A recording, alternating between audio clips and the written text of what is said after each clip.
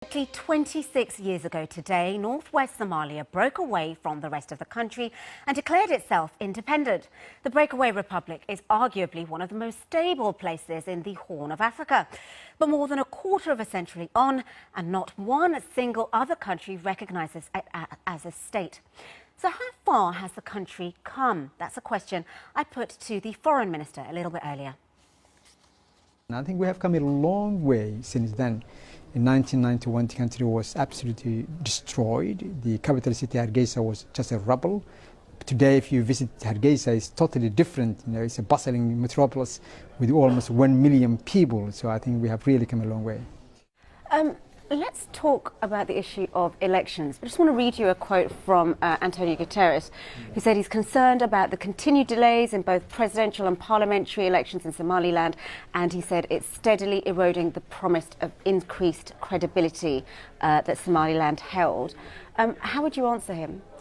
We are not happy about the delays either, but because the circumstances forced us, in fact, to delay. As you know, we had a very severe drought this year, and it was absolutely untenable and impossible to hold an election in March, in the midst of the most severe drought in living memory.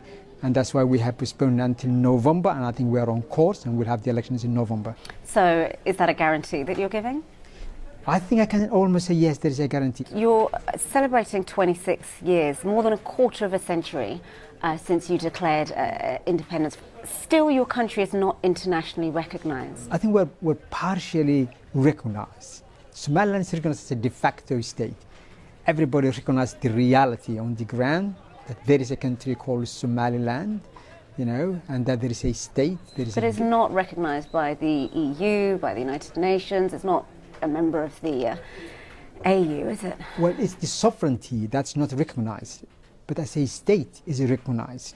We deal with the UN, we deal with international businesses, we deal with other organizations. The world is very much concerned these days with 4 subjects, which, you know, terrorism and piracy and, you know, migration and conflict.